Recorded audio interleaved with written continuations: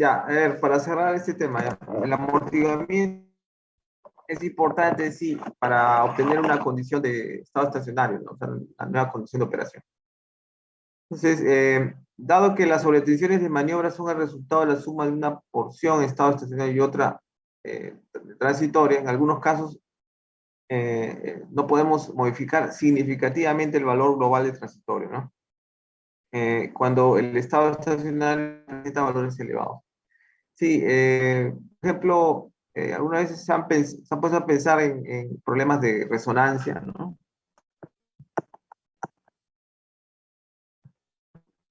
La resonancia no vas a resolverla con nada. O sea, si hay resonancia, se van a mostrar picos, ¿no? En las señales, ¿no? Y eso definitivamente no podría ser resuelto con medidas de control de los mismos transitorios, ¿no? Es un problema ya eh, que proviene de una condición de estado estacionario, digamos, problemática, ¿no?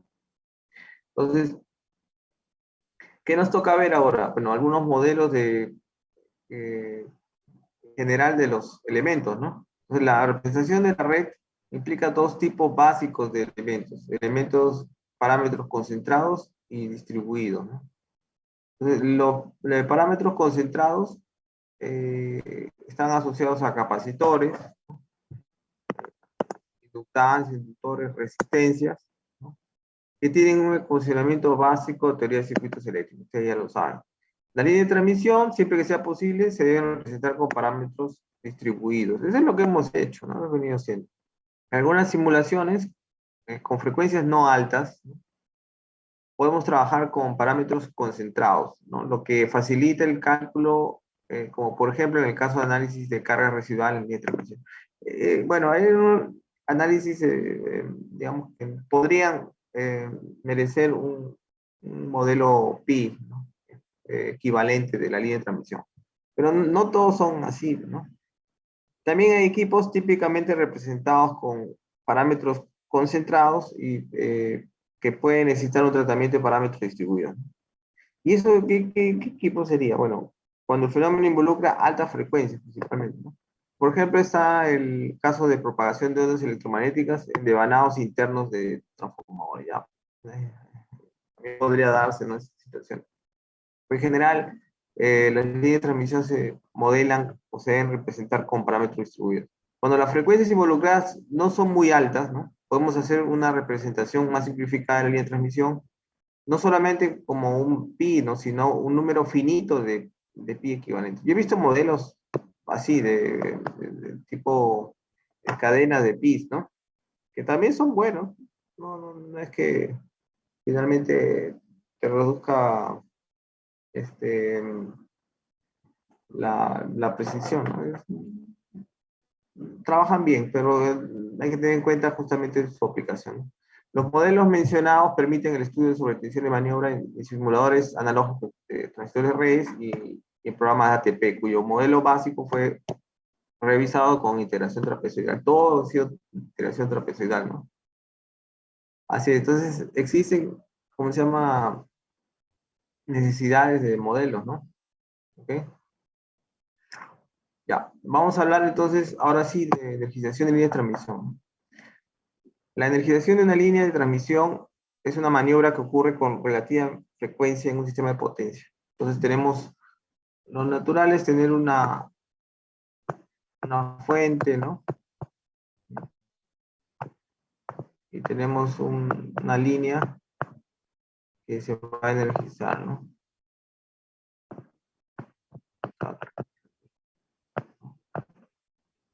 Pues hay dos términos acá que se usan, ¿no? El energizar y sincronizar, ¿no? Cuando tú energizas, se supone de que, ¿no? Tienes una fuente que representa parte del sistema, ¿no? O un generador. Normalmente es una fuente de tensión senoidal y punto, ¿no? Y tenemos un equipo de maniobra, un interruptor que va a cerrar el extremo inicial, ¿no? Inicio de la línea, ¿no? Y el extremo final de la línea está en vacío, ¿no? Eso es lo normal. O sea, ¿por qué? Porque se asume de que el interruptor, ¿no? El extremo final está abierto y bueno, acá está conectado al sistema, ¿no? Primero se hace eso, acá se energiza. Energiza es acá, ¿no? Y después, cuando esta parte de aquí, poner otro color. Cuando se cierra el interruptor ya para que la línea esté operando, ¿no? Este de ahí es la sincronización, ¿no? ¿De acuerdo? Entonces, lo que nos interesa más que todo es la energización, esa primera parte. Entonces, la energización de una línea de transmisión es una maniobra que ocurre con relativamente frecuencia en un sistema de potencia. Viene a ser una maniobra realizada por los interruptores automáticos, ¿no? Con cierre de sus contactos. Un oscilograma típico de una maniobra de energización se puede ver acá en la figura, ¿no? Tenemos tensión y tenemos el tiempo, ¿no? En este oscilograma comprobamos que la tensión sale inicialmente del valor 0, ¿no? En 0, perdón, en 0, 0, ¿no? Ya que la línea estaba desenergizada, ¿no? Sí, ahí estamos captando creo que la tensión en el extremo aquí, ¿no? Sí, normalmente es este el punto extremo que nos interesa analizar, donde las tensiones, digamos, por, por estar en vacío, pues van a tal vez tener un valor alto, ¿no? Van a alcanzar un valor hasta 2 veces, ¿no? El valor máximo, ¿no? De la onda incidente, por ejemplo. Entonces, nos interesa ese valor final, ¿no? Entonces, inicialmente valor 0, ya que la línea estaba desenergizada y alcanza un valor máximo en un instante dado, ¿no? No sabemos en qué instante, porque alcanza un valor alto. Si el local acá debe ser medición, ¿ya? Medición es en el extremo final de la línea, ¿no? Por ejemplo, existe todavía un periodo sin tensión, claro, porque digamos que la onda va a viajar, ¿no? Y va a demorar todo el tiempo de tránsito, ¿no? Correspondiente al tiempo de tránsito hasta que las ondas lleguen al final de la línea, claro. O sea, cierra el interruptor y va a haber un tiempo T, ¿no? Tiempo de tránsito. Después de un transitorio inicial que dura unos pocos ciclos, ¿no? El sistema alcanza el estado estacionario. ¿Se dan cuenta, no? Transitorio, pero después ya está en estado estacionario. O sea, pocos ciclos. A ver, fenómeno de reflexión y transmisión. Esto es lo que hemos visto también, ¿no? Veamos inicialmente un modelo elemental monofásico, ¿no? De un generador de tensión ideal, impedancia interna 0, ¿no? Y que representa una fuente de excitación. Y una impedancia característica, y creo que no lo han puesto, impedancia característica, tiempo de tránsito, que representa la línea de transmisión. Se autogenerador con tensión constante para simplificar aún más el análisis. Ya, ok. Y lo que normalmente se hace en ATP, ¿no? Cuando se analizan ciertas zonas del sistema, pues el equivalente natural es tener en cuenta fuente de tensión senoidal, ¿no? En los equivalentes Thevenin. La propagación de ondas se puede ver en el siguiente diagrama de Lattice, ¿no? Entonces ustedes ya han visto esto. Podemos ver que las ondas viajeras al final de la línea tardan un tiempo de tránsito T. Bueno, sí, el tiempo es... Bueno, acá está, ¿no? ¿Dónde lo han puesto? Ya puede ser un tiempo T o tiempo, perdón, un tiempo tau, debe decir, tau, en llegar a este punto, y que el fenómeno oscilatorio tiene un periodo de oscilación de 4T, ¿no? Ya. 4 veces el tiempo de tránsito. Acá tenemos el inicio y el fin, ¿no? Inicio, fin, el paquete de onda, ¿no? Entonces, en una línea de 300 kilómetros, con ondas que viajan a la velocidad de la luz, tenemos un periodo de repetición del fenómeno de 4 milisegundos, ¿no? Entonces, correspondiente a una frecuencia de oscilación de la línea de 250 Hz, ¿no? Debido a la propagación de onda. Entonces, tenemos un tipo de tránsito T, más o menos un periodo oscilatorio de 4T, y después de ello, ¿no? Digamos que ya nos interesa mucho el fenómeno transitorio, ¿no? Entonces sería más o menos esos 4T, ¿no? 4 veces tiempo de T, hay que ponerle acá, T.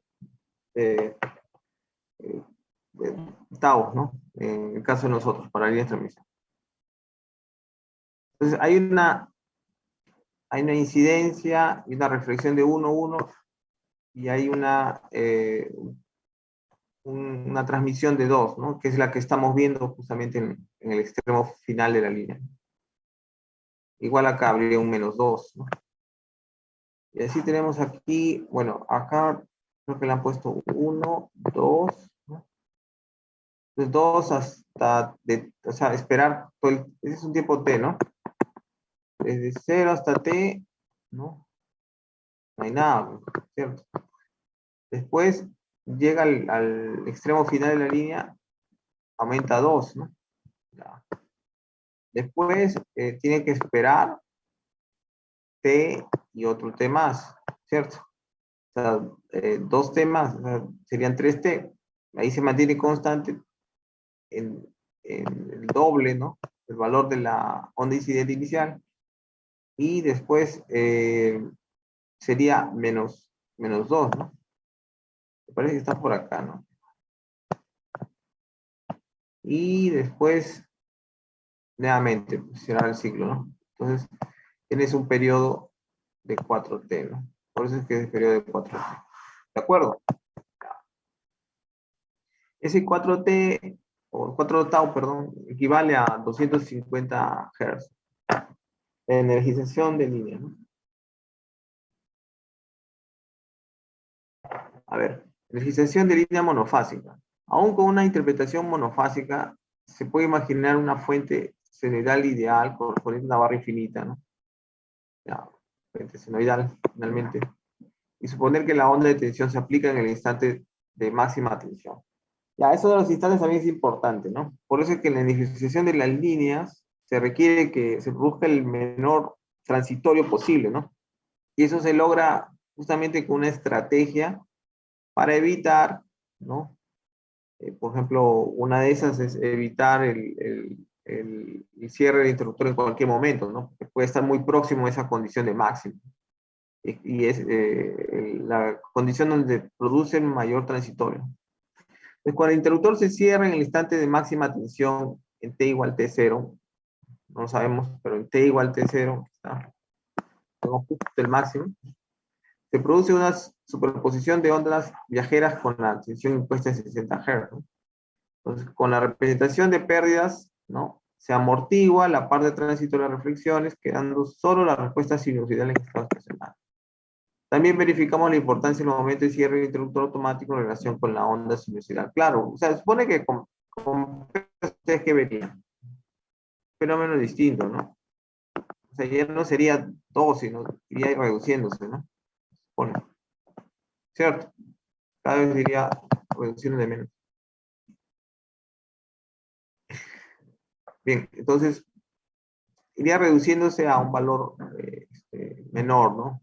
De la amplitud, y creo que de esa tasa, no me acuerdo, esto va en función, pues, de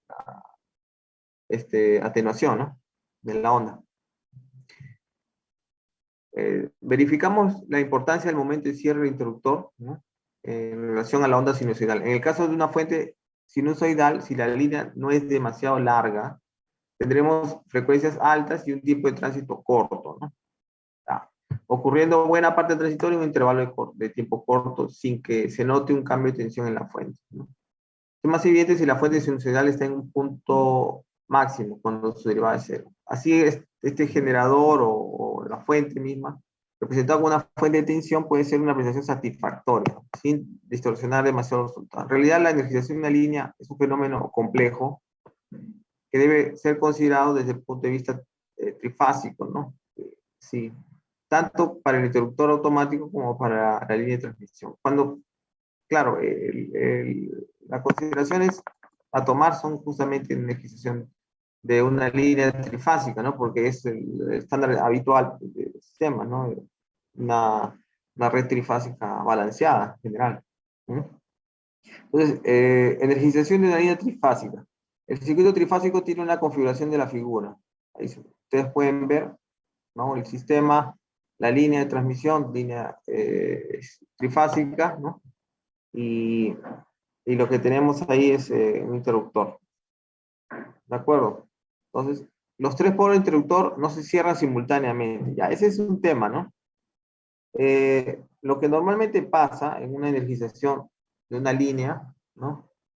O sea, sin ningún elemento, pues, digamos, de control de sobretensión, es que las tres fases se cierren al mismo tiempo.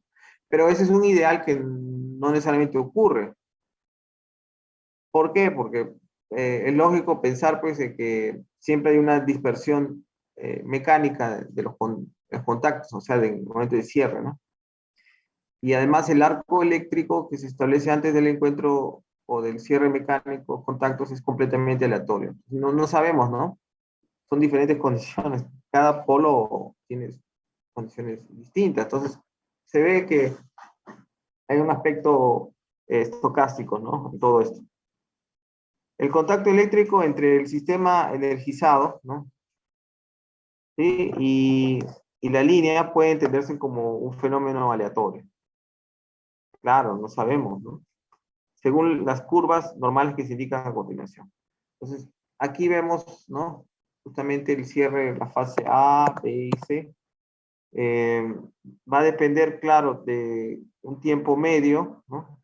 De cierre, y también tiene una desviación estándar, ¿no?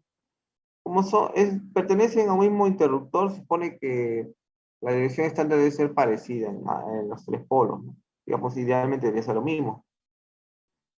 Pero los tiempos de cierre, ¿no? O posibles de cierre que se dan en la práctica, o sea, en el momento de que cierra, ¿no? Pues son distintos. TA, por ejemplo, TB y TC, ¿no? Tiempos distintos. Y, y justamente, ¿no? Estos tiempos se pueden dar valores distintos. Y eso es lo que normalmente se hace para establecer algunos análisis en ATP, ¿no? Es decir, las pruebas de análisis de energización de líneas, por ejemplo, ¿no? Requieren de una llave estadística, para que puedas de alguna forma modelar, ¿no? El efecto de la distribución normal al momento de cierre de los contactos o los polos de un interruptor. ¿De acuerdo? Entonces, cuando uno define una llave estadística, que ese debería ser el siguiente ejercicio en ATP, ¿ya? Eso lo voy a traer para la próxima clase. Pero deberíamos hacer un ejercicio de energización con una llave estadística y verificar justamente lo que hace ATP, ¿no? ATP va a manejar toda una serie de análisis estadísticos que, bueno, a nosotros no nos va a importar mucho. No podemos,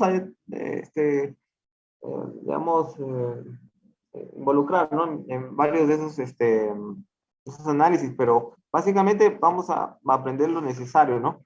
Para poder modelar una llave estadística, ¿cierto? Todo lo demás lo hace ATP, pues.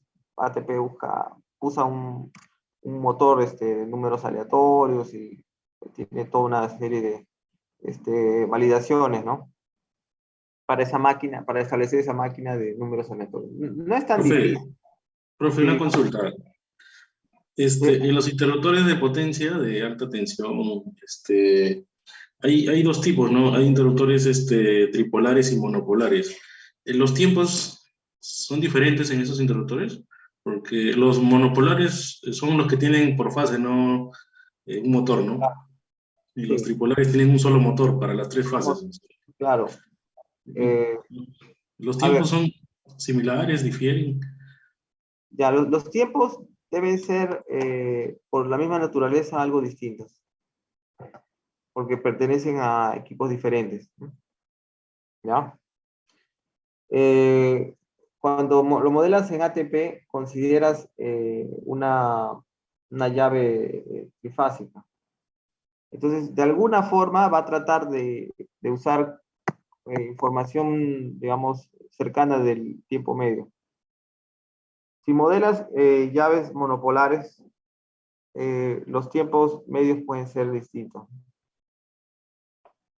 ¿De acuerdo? O sea, en ATP se trabaja con interruptores tripolares. Tripolares. Pues, Puedes usar también interruptores monopolares, pero tendrías que establecer una llave estadística por cada uno de ellos.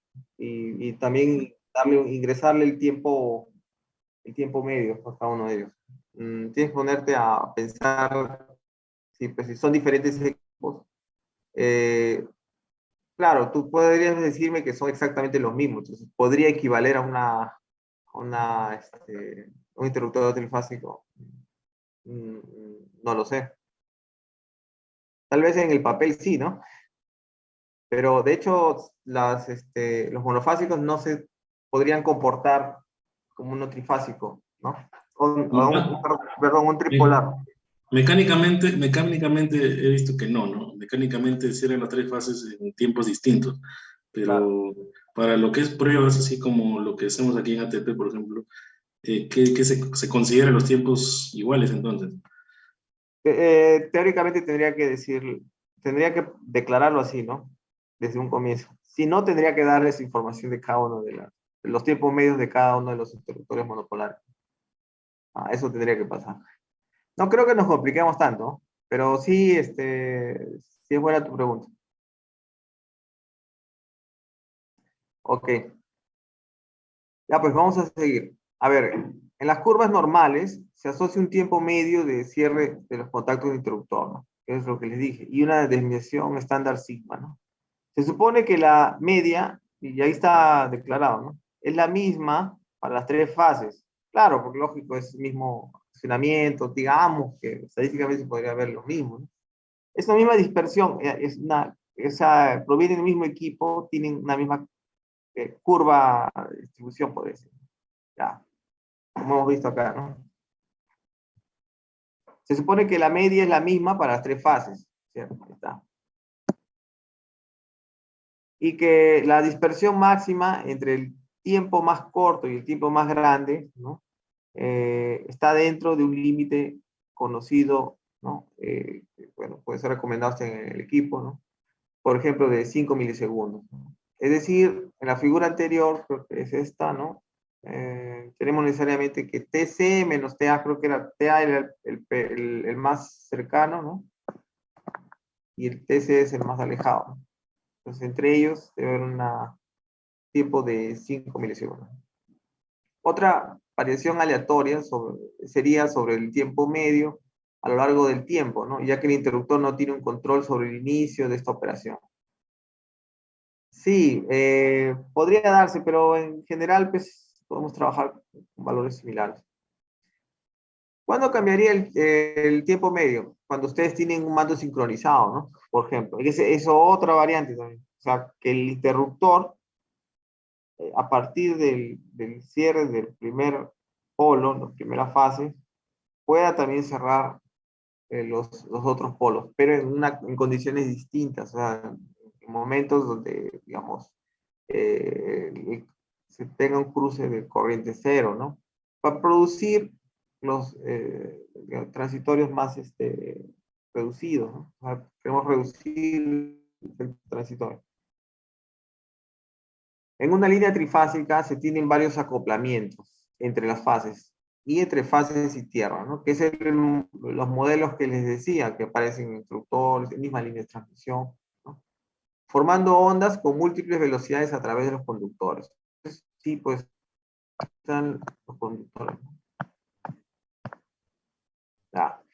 No se entrará en los detalles de la solución a este problema, pero se sabe que existen acoplamientos con inducciones de tensión, corriente de una fase a otra. Sí, pues eso pues es habitual, por ejemplo, estudiar para los casos de resierres monopolares, ¿no?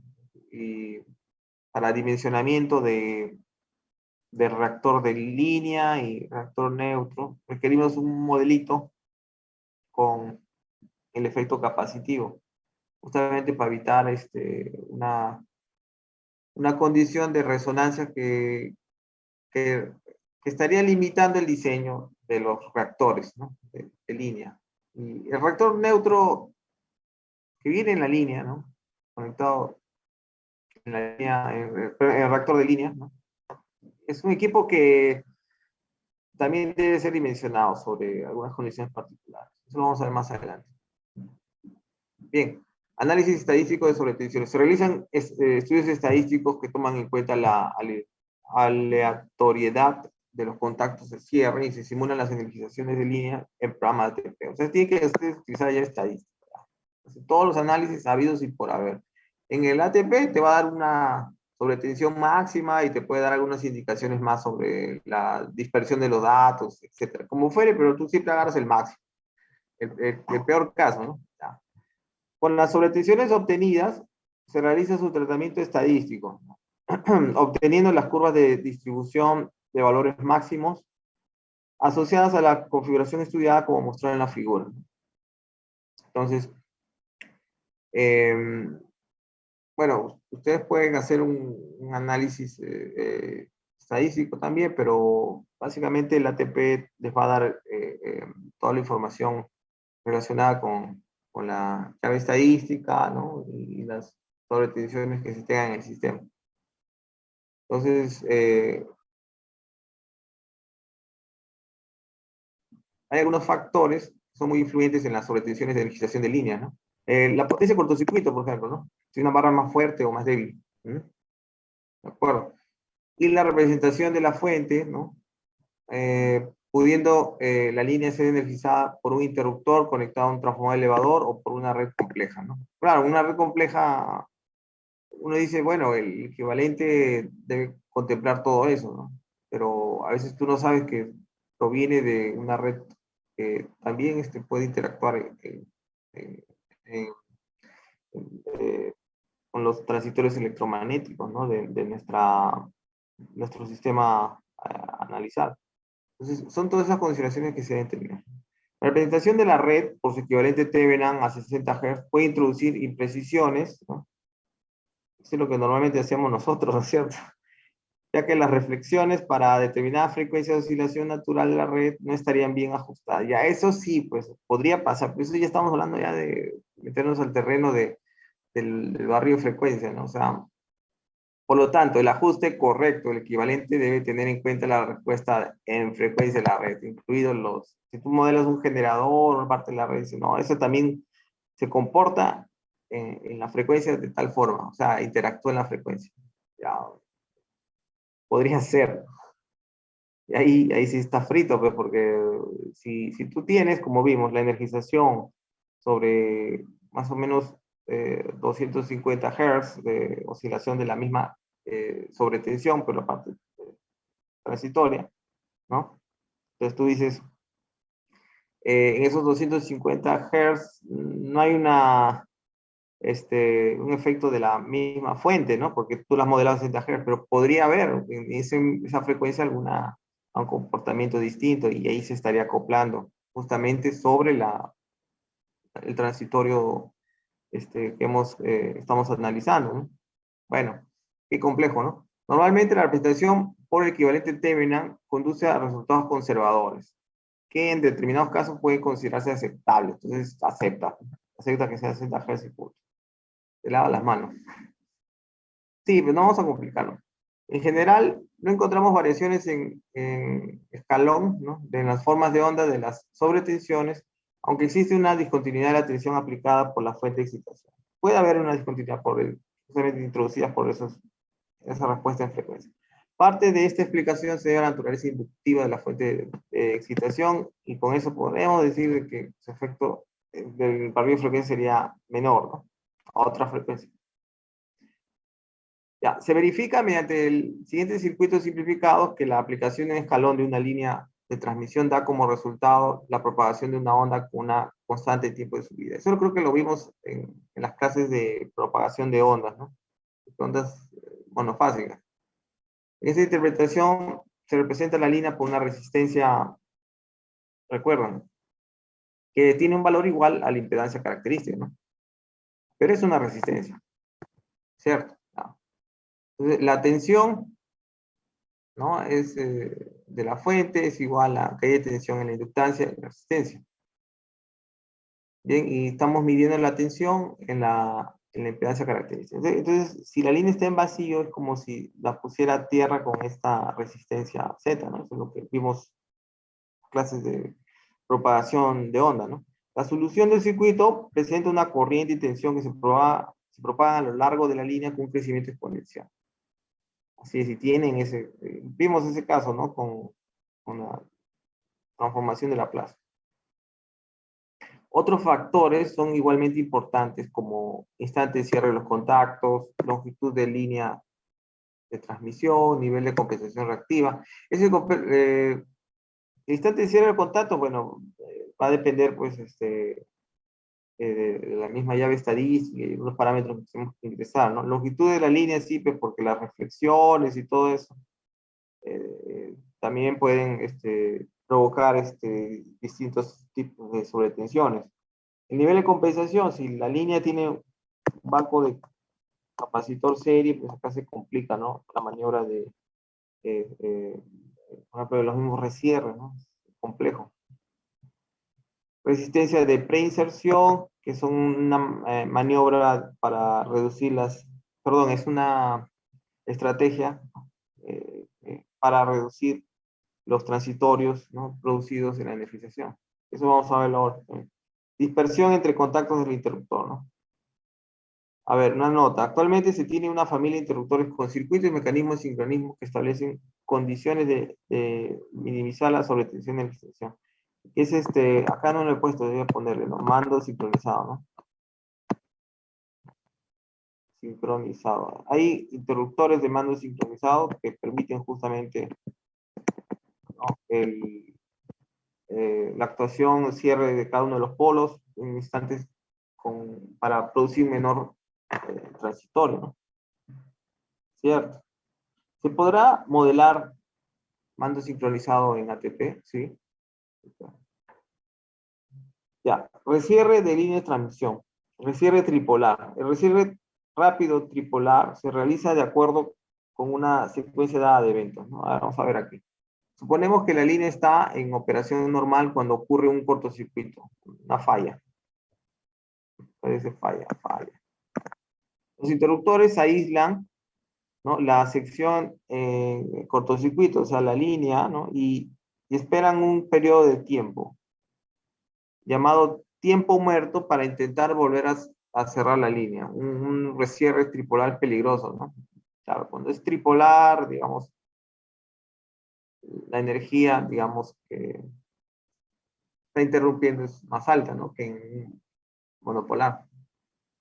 Y los recierres también pueden producir algunos inconvenientes.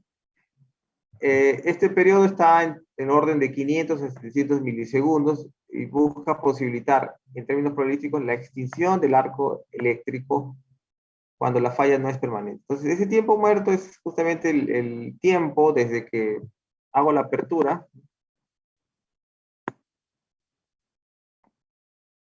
hasta que nuevamente puedo hacer recierre, ¿no? Cierre. El tiempo muerto, ¿no?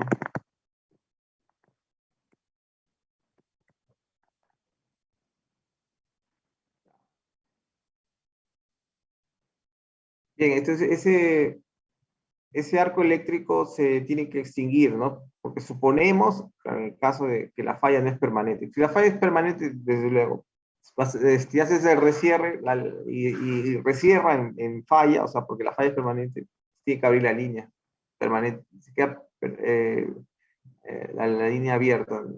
No hay más eventos que eso. Pero normal es que se pueda hacer el recierre, o sea, que la falla haya sido temporal. Pero para que, digamos, estemos seguros que se haya extinguido el arco eléctrico, tiene que pasar un periodo de tiempo. Entonces, esta recomendación de 500, 700 milisegundos es habitual, ¿no? Creo que 700 milisegundos en recierre tripolar. En el monopolar es alrededor de 500 milisegundos. Bueno, en la práctica, ¿no? No, alguien va a decir, no, pero usted hay que hacer los estudios. Igual, tendrían que hacerlo. Cuando el recierre es rápido, en este periodo de tiempo muerto, existe una carga almacenada en la línea, ¿no? Llamada carga residual, que aún no ha sido completamente extinguida, ¿no? Amortiguada. Sí, pero esa carga residual va a crear otras condiciones, ¿no? Del sistema. La diferencia básica entre una línea que se vuelve a cerrar rápidamente y una energización, porque es lo que vimos en un inicio, es la presencia de la carga residual. O sea, el momento que tú sacas la línea, haces la apertura, ¿no? La línea puede haber quedado con carga residual, ¿no? ¿De acuerdo? Bueno, entonces, claro, la carga residual hace que el problema sea más complejo, porque la fuente va a encontrar la línea con condiciones iniciales no cero, ¿no? Entonces, esa carga va a producir otro fenómeno, la carga residual en la línea. Entonces, para que se realice un recierre rápido, ¿no? En el circuito anterior, o sea, hablando ya del recierre tripolar, es necesario que los sistemas A y B no pierdan sincronía. Bueno, ese es el caso, tengamos dos sistemas, ¿no? Y bueno, el recierre tiene, antes de hacer el recierre y demás, tenemos que verificar condiciones de estabilidad, ¿no? Bueno, en este caso la figura tiene un circuito doble que representa la interconexión de esos dos sistemas, ¿no? Y bueno, al momento de hacer la desconexión, ¿no? Físicamente vamos a separar las áreas, no podríamos separar las áreas, sino físicamente lo que haríamos es separar, o perdón, abrir una línea, ¿no? Esperando que la otra produzca todavía la conexión entre los sistemas. ¿De acuerdo? Ahí sí cabe el recierre tripolar, ¿no? Claro, ¿qué pasaría si ustedes separan las áreas? Ya no hay una referencia de sistema, ¿no? O sea, la máquina, cada área tendría que buscar, en función de sus inercias y demás, una condición de, ¿cómo dice? De referencia, ¿no? Los mismos ángulos y más. De hecho, eso naturalmente va a estar orientado por las condiciones de las máquinas. Y finalmente no podrías volver a cerrar, ¿no? Las tres fases, ¿no? Al mismo tiempo. O sea, deja de tener ya una condición, digamos, propicia para el recierre, este fase. En cambio, teniendo dos líneas, existe la posibilidad de hacer el recierre tripolar, pero con una de ellas, ¿no? Claro. Recierre tripolar. Para comprender el significado básico de este fenómeno, tomemos nuevamente el modelo monofásico, ¿no? De una línea con impedancia Z y un tipo de tránsito P, que era esta acá, ¿no? Esta aquí, Z, tau. Y análogamente a lo anterior, aplicaremos un escalón de tensión con un valor de 1. Este es el escalón de 1, ahí está, escalón de 1. ¿Mm? Pero ahora consideraremos una carga residual constante de menos 1 P1. ¿Ok? Entonces, ¿se podría dar? Sí. Entonces, en este caso estamos aplicando una variación de tensión de 2 PU a la tensión en relación a una referencia de tensión desplazada al valor de menos 1 PU, ¿no? Claro. Entonces, tengo un valor de 2, ¿no? Claro.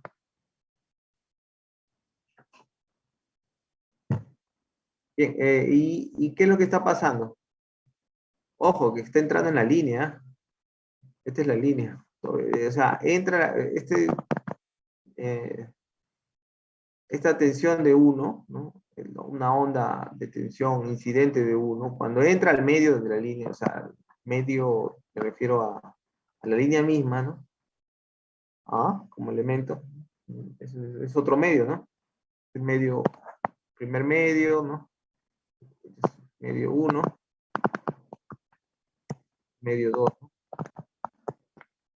el medio 2 de la línea entra, entonces tenemos una nueva referencia. Esta onda se propaga, la que entra al medio, ¿no?, de la línea, o sea, no me refiero al punto medio, me refiero al medio dentro de la propagación de la línea, ¿no? La onda en la línea, la propagación en la línea, y entrando al medio ya tengo un valor de tensión de 2, ¿no?, debido a la carga residual. Entonces, esta cuando llegue al extremo, al final de la línea, debido a que está en vacío, va a producir una transmisión del doble, ¿cierto? El coeficiente de transmisión ahí es de 2, entonces va a aparecer de 4, ¿no? Así es. Entonces, alcanzando un valor de 4 en relación a la nueva referencia -1 de valor de tensión, ¿no? Luego se verifica que la sobretensión alcance 3 PU con la en relación a la referencia original, o, perdón, en el valor de 0 de tensión, ¿no? Claro, la referencia era esta, ¿no? Y la tensión sube 4, ¿no? O sea, al final nos queda ¿cuánto? Que realmente no eran 4, eran 3, pero igual ha sido mayor que 2, que era lo normal, ¿no? Si iba una, una onda de tensión de 1, se reflejaba, ¿no?, y transmitía 2, ¿cierto? Pero el residual crea esa transmisión de 4, pero menos, bueno, debido a la referencia de 0, tenemos 3 finalmente, que es mayor que en una condición sin carga residual, ¿no? En el mismo ejemplo, si se aplicara una tensión de -1, ya, pues, seríamos, no sé, pues, demasiado lechero, ¿no? No habría variación de tensión, ¿no? Y por lo tanto no se produciría tensión, que es una tarea de los circuitos de sincronización actualmente en desarrollo. O sea, ese manejo de las sobretensiones justamente es lo que requerimos, ¿no? Y las estrategias son distintas para ello. Con este modelo elemental vemos que existen condiciones adversas de aplicación de la tensión de excitación en relación a la carga residual o condiciones iniciales de la línea, ¿no? Una carga residual es una condición inicial de la línea. Esto ocurre cuando la onda aplicada tiene polaridad opuesta a la tensión existente. Tensión existente. Las tensiones máximas de cierre, perdón, de resierre deben ser superiores a las tensiones máximas de energización, ¿no? Ya que, como vimos en el ejemplo básico, la sobretensión, por ejemplo, si teníamos de 1, ¿no? De 1 alcanza acá en el punto final, ¿no? En fin, 2, ¿no? En cambio, con el resierre y con una carga en -1, ¿no? Carga residual -1, teníamos al final un total de 3 aquí, ¿no? Ya con la referencia original, 3 PU en el resierre.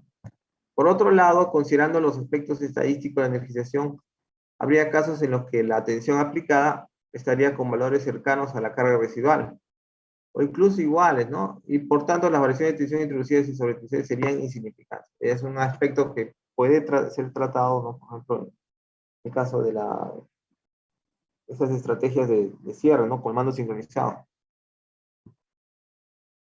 Bien, así comprobamos que en las distribuciones estadísticas de sobretensión los valores medios de resierre y de energización de líneas no son muy diferentes, no estadísticamente.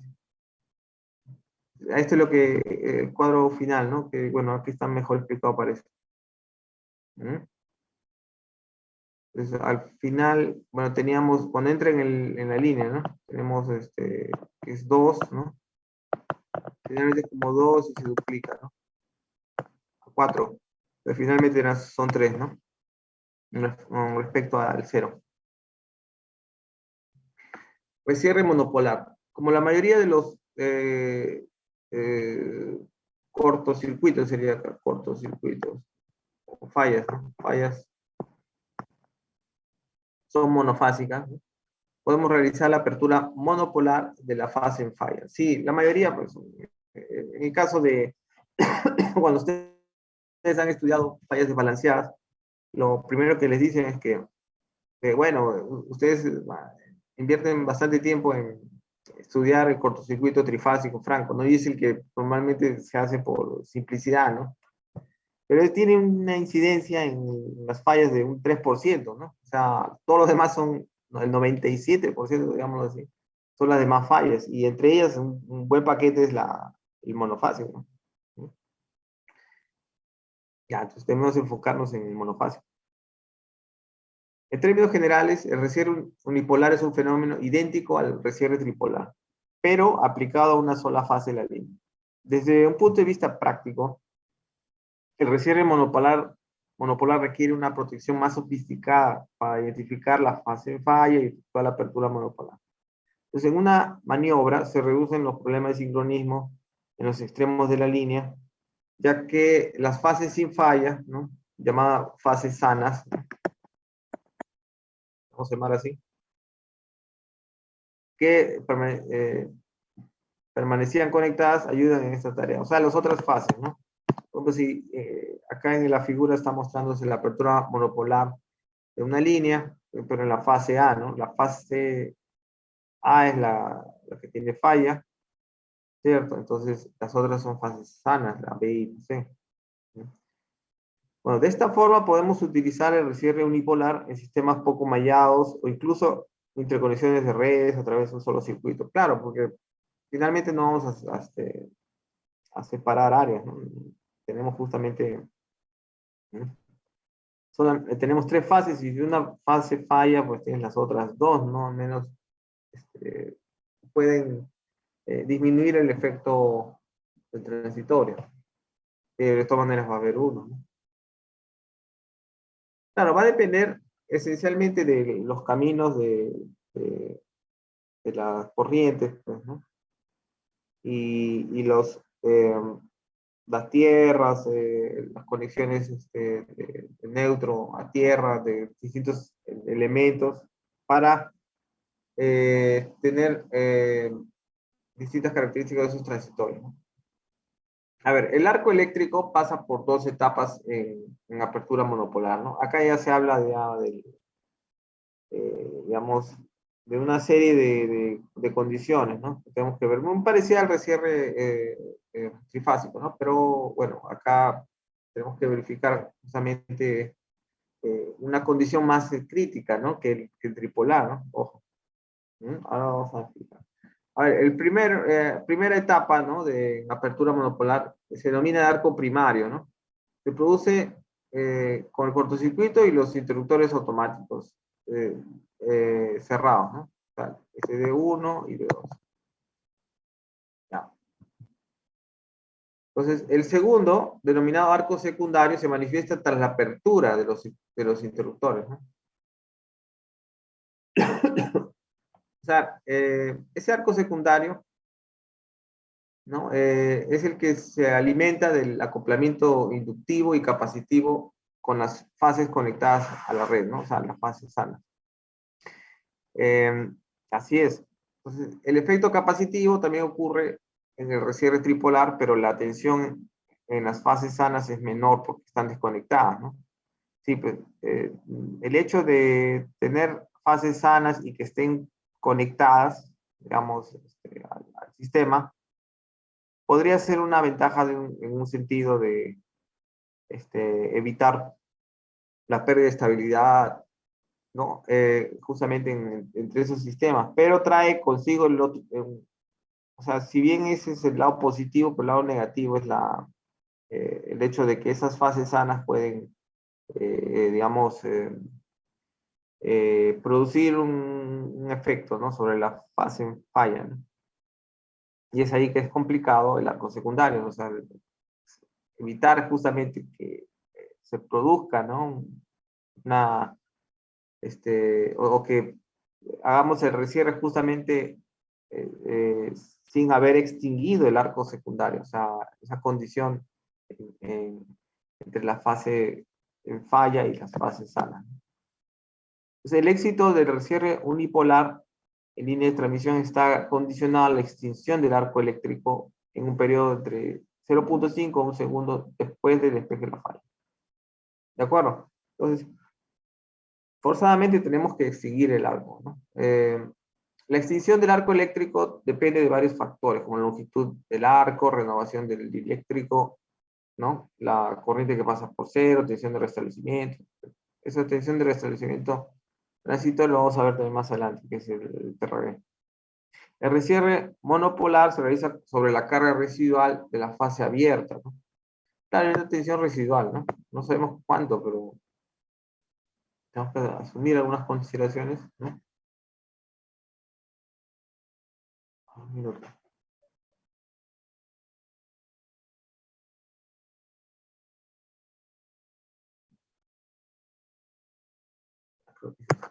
Ya.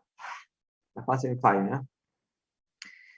Bien, entonces, el recierre monopolar se realiza sobre la carga residual de la fase abierta, ¿no? Esta carga residual que nos va a traer problemas. Suponiendo la extinción del arco eléctrico, claro, pues le vamos a dar un tiempo muerto suficiente, ¿no? 500 milisegundos o más. A ver, modelo eléctrico, ¿no? El equipo, hablando del resistor de preinserción, ¿no? Que es una de las estrategias también que se usan para la energización de líneas. A ver, el equipo utilizado en los sistemas de potencia para reducción de transitorios de energización y recierre de líneas es la resistencia de preinserción. Entonces, se instala junto a la cámara del interruptor, ¿no? Entonces, tenemos la siguiente condición. Durante el desplazamiento del contacto móvil, ¿no? Se inserta transitoriamente la resistencia, que está aquí, la resistencia. ¿Ah? Durante un intervalo aproximado de 6 a 10 milisegundos. Entonces, es un intervalo muy corto. Luego, esta resistencia se cortocircuita. ¿Ah? ¿Ok? Entonces, se cortocircuita por el choque del contacto móvil y el contacto fijo del interruptor. Entonces, cuando todavía hay una cierta distancia, entonces, considera un tiempo de inserción del resistor. Pero cuando chocan estos dos contactos, lo que hace es cortocircuitar la resistencia, ¿no? Entonces, en esos 6 a 10 milisegundos, la actuación del resistor debe ser suficiente como para poder ayudar a controlar las sobretensiones. Desde un punto de vista eléctrico, ¿no? El interruptor con resistencia de preinserción se puede representar mediante el cierre secuencial de los interruptores, ¿no? Entonces, vamos a cerrar el interruptor 1 para simular la inserción de la resistencia, ¿no? Tienes la resistencia todavía con el contacto móvil y contacto fijo están todavía a cierta distancia. Y S2 luego se cierra, ¿no? Simulando el cortocircuito de la resistencia, ¿no? Y cuando ustedes hagan sus simulaciones para el resistor de preinserción, tienen que agregar esas dos llaves. ¿Ah? Claro, la primera se cierra simulando la inserción de la resistencia de preinserción. Entonces, y después, pasado 10 milisegundos, digamos, pueden modelar el cierre de la segunda llave, ¿no? Y ahí cortocircuita la resistencia en forma permanente. A ver, al insertar la resistencia de preinserción, estamos reduciendo las ondas de tensión aplicadas a la línea de transmisión, ¿no? Sí, supone que sí, ¿no? En la transmisión R es el método de amortiguamiento, entonces la onda no va a ser así pulso, sino va a ir disminuyendo, atenuándose. Este hecho puede explicarse en parte por el modelo elemental asumiendo la línea representada por su impedancia característica. Bueno, también. La tensión E0 aplicada en una línea es el resultado del divisor de tensión, ¿no? Entonces, si esta es la fuente E0, aquí tenemos el circuito, ¿no? Z y R, ¿no? Tendría que ser las impedancias. Bueno, la resistencia y Z debería ser también una resistencia que equivale a la impedancia característica. Entonces, ese divisor de tensión, ¿no? Se aplica sobre ese circuito. A primera vista se podría pensar que aumentando el valor del resistor, se estaría siempre disminuyendo las sobretensiones, ¿no? Pero no es así. Al cortocircuitar el resistor se introducen nuevas tensiones que aumentan con el valor resistor. Sí, pues es un son dos objetivos que están en conflicto.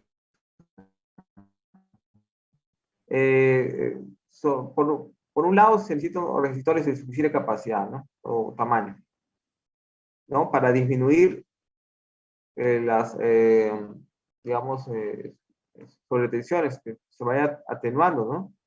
En general es para eso. Entonces, necesitamos un resistor grande, pero no también puede ser muy grande, ¿no? Porque puede producir nuevas sobretensiones, ¿no? Entonces, caemos en el otro punto. ¿De acuerdo?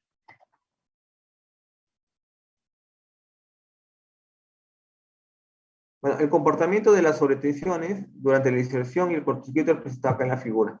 Entonces, cuando se inserta el resistor, vemos qué cosa. Que en función del tamaño de la resistencia, la sobretensión final va a ir disminuyendo, ¿no? Es una característica. He hecho varias pruebas con el resistor. Cuanto más grande es la resistencia, digamos que la sobretensión va a ser menor en el tiempo de inserción del resistor. Pero cuando el resistor está en cortocircuito, se va a aumentar, tenemos una característica de aumento de las sobretensiones. Entonces, el compromiso es aquí, entre ambas curvas, ¿no? Ese sería el R escogido, una solución de compromiso, ¿no? Como decir, parece las curvas de oferta y demanda, ¿no? Digamos, el óptimo está en la intersección, ¿no? Esas. Bien. Bueno, el comportamiento de las sobretensiones ya lo hemos visto, ¿no? En general, el valor del resistor es del orden de la magnitud de la impedancia característica. O sea, más o menos entre 250 a 400 ohmios. ¿Mm? ¿De acuerdo? Ahora, acá tenemos un ejemplo, ¿no? La sobretensión de energización en una fase, perdón, en la fase A de una línea de transmisión de 500 kV compensada con una longitud de 300 kilómetros. Entonces se muestra la tensión al final de la línea, ¿no? Sin resistor de preinserción y esto es con. Entonces las escalas acá es de 1000 y más, ¿no? ¿A cuánto llegar ahí? A 1200 kV. En cambio aquí llega a lo más hasta 600, ¿no? ¿Se dan cuenta? Es un equipo importante, ¿no? Como estrategia de control de sobretensiones. Bien, y finalmente, legislación de transformadores, ¿no? Ya hemos visto también elementos de transformación, ¿no? Un minuto. Ya son las 11, ¿no? Bueno, ya, algo rapidito, ¿ya? Para no cansarlo. Entonces, la ecuación trifásica de la corriente magnetizante durante la iniciación de un transformador es relativamente compleja debido a las no linealidades involucradas. Y lo que hicimos es un tratamiento monofásico. Cierto, ¿no? Hemos hecho eso. Y eso mismo lo hemos copiado para producir una conexión trifásica. Y se extienden las conclusiones del caso trifásico. De esta forma, aunque impreciso, se permite la introducción de los conceptos básicos y a continuación haremos un análisis elemental del fenómeno. El fenómeno tradicional de un transformador se compone de reactancia de dispersión o de cortocircuito, ¿no? Aquí están las reactancias de dispersión, y la rama de magnetización, aquí, como se muestra en la figura. Este modelo es relativamente preciso para transformadores de 2 devanados. En el estudio de transformadores trifásicos, dependiendo del tipo de devanado utilizado en el núcleo, puede ser necesario utilizar modelos mucho más complejos, tratamiento matricial de impedancias, etc. Bueno, para nuestro caso, siempre estamos utilizando transformadores monofásicos, ¿no? Para armar un arreglo trifásico. Energización de transformador monofásico. Para energizar el transformador monofásico, ¿no? Lo tienen aquí. A ver, primero que nada, nosotros nos hemos relajado el modelo, ¿no? Que era de este tipo, perdón. El transformador ideal, este es el transformador ideal, y tenemos una parte del secundario, ¿no? Entonces,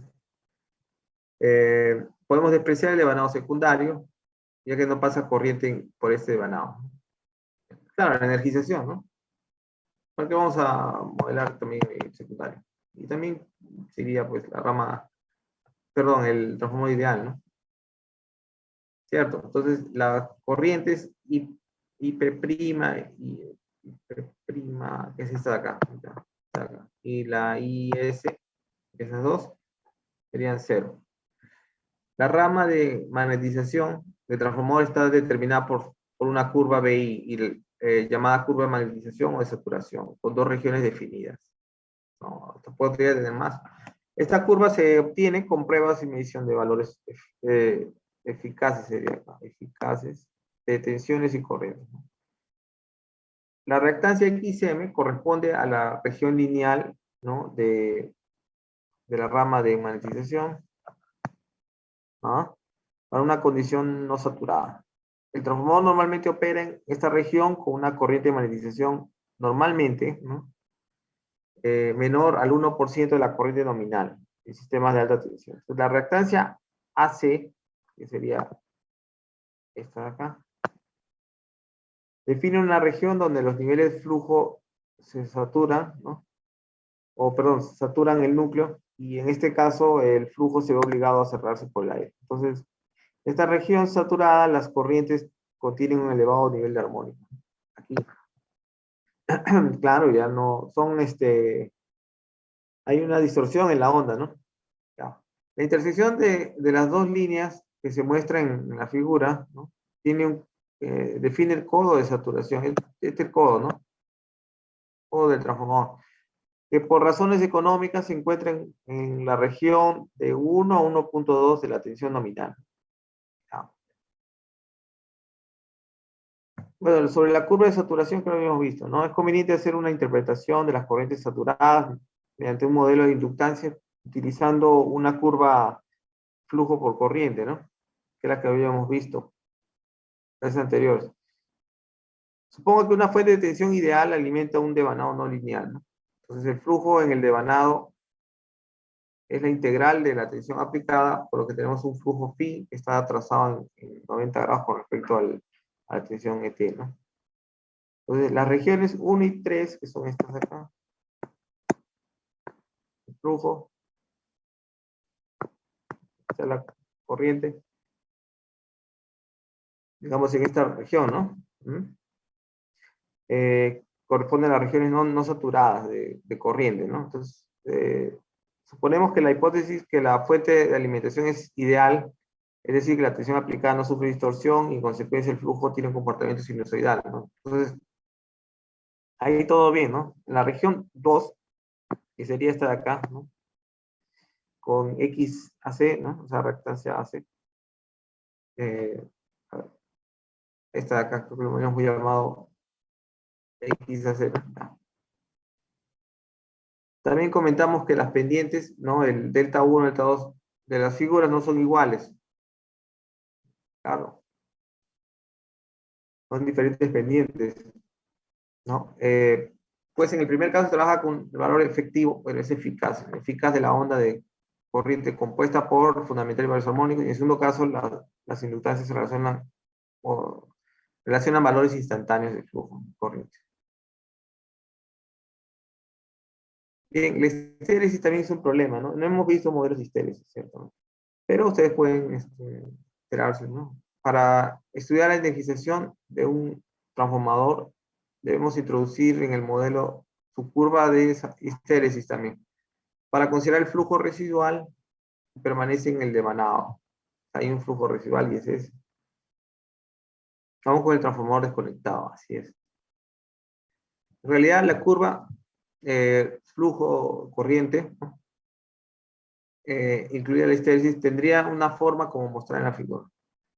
En varios fenómenos la curva de histéresis puede despreciarse, sin embargo en el estudio de energización de transformadores podría ser importante, ¿no?, para considerar el flujo residual, ¿no? Así como en la línea de transmisión y la carga residual, aquí habría un flujo residual. Hay reactancia no lineal, ¿no? Perdón, reactancia lineal. Hay dos partes, ¿no? La lineal y no lineal. Entonces estamos hablando de la lineal, que es esta no lineal. La excitación de un transformador, en su aspecto fundamental, puede interpretarse inicialmente por la excitación de una reactancia lineal. ¿Sí? Simple, ¿no? Verificamos que el circuito para aplicar tensión al devanado es el mismo que para aplicar un cortocircuito, este cortocircuito, a los terminales de un una fuente con impedancia inductiva. Es muy similar, entonces, de esta forma la energización de un transformador con reactancia y magnetización lineal es equivalente al cortocircuito en los terminales de un generador. O sea, tenemos casi todo visto en fasores, misma fuente forzada. También hay un transitorio, ¿no? Podemos verlo también. Y eso está en función del instante de cierre de la llave, ¿no? Del interruptor. Ya, entonces suponemos una reactancia constante en el tiempo, por lo que se aplica el mismo principio físico de variación del flujo no instantáneo. Entonces, cuando energizamos el devanado en el instante en que la tensión pasa por cero, tenemos la corriente de estado estacionario pasando por el punto máximo, ¿no? Claro, la tensión cero, o sea, siempre buscamos no tensión cero, sino podría ser otra condición, pero es cuando la corriente resultante pasa por cero. La figura muestra la corriente sinusoidal de estado estacionario en un pico negativo, ¿no?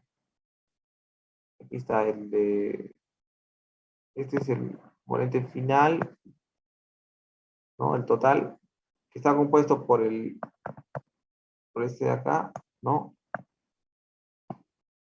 Más esa componente de estado estacionario, ¿no? Claro, nos da esa última.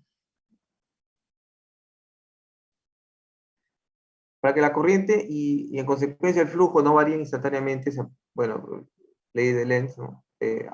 Aparece una componente transitoria, sino igual y opuesto, ¿no? Que existirá en estado estacionario. La componente transitoria también se denomina componente unidireccional y en este caso particular no hay amortiguamiento ya que se desprecian las pérdidas.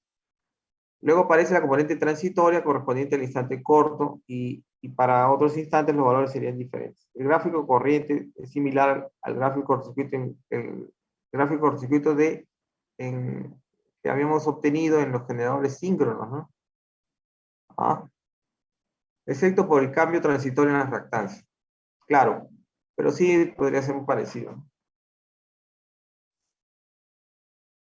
Bueno, ¿qué horas son? A ver.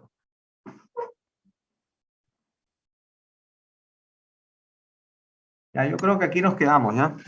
Después lo vemos en la siguiente clase, ya con el ejemplo de energización y parte residual. Creo que me estaban faltando unos cuantos slides, ¿no?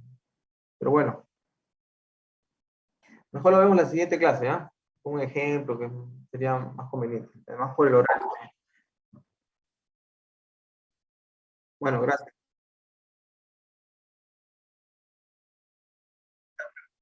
Están que se comen las uñas, ¿no? Ya.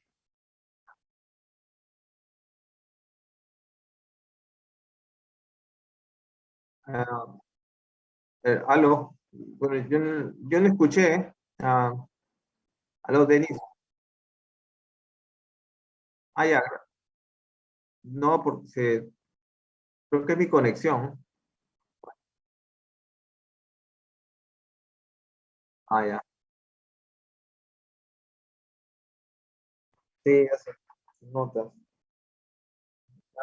Correcto. No, sí, sí, yo ya terminé de corregir. Lo que pasa es que eh, ya tengo que organizarme para las siguientes clases, ¿ya? Para entregarles de una vez. Listo. Ok, gracias. Ya, estamos conversando, nos vemos.